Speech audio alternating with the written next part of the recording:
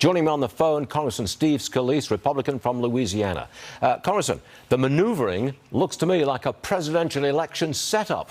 Biden versus DeSantis. What do you say? Well, Stuart, I'm glad that they're just focusing on the hurricane right now, because Governor DeSantis has done a great job making sure in advance of Ian that people were prepared, evacuated areas where it was going to really get pummeled. And you saw the water, the wind. It was a very powerful storm. And obviously now you focus on the recovery, and he's needs to pull together and keep the people in Florida in our prayers, because we've been through it so many times in South Louisiana. And, you know, it's a tough time. People need to pull together, and everybody's got to be working towards getting that community back up and running, and there'll be more than enough time for the politics later. Well right now is the time to focus on helping people. Well said, Congressman. I'm moving on. Every single House Democrat voted against a bill that would require parental consent before a school gives services related to sexual orientation or gender identity.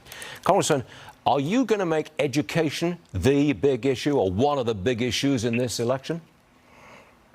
Yeah, Stuart, it's perplexing when you watch just how far left these socialist Democrats have moved. But I think inflation, energy costs, border security, and parental involvement in their kids' education are going to be major issues in the November 8th election.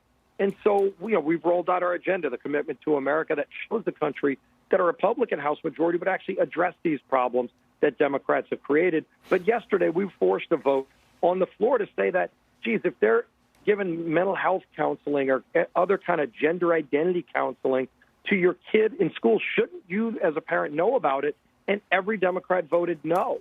I don't know who they think should be in charge of your kids' lives, but I think it's the parents.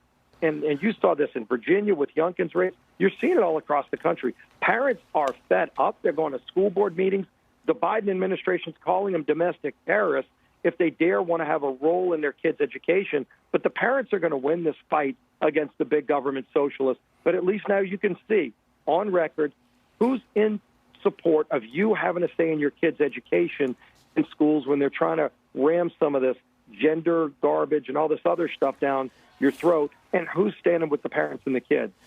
Congressman Steve Scalise, thank you very much for being with us this morning on the most important subjects of the day.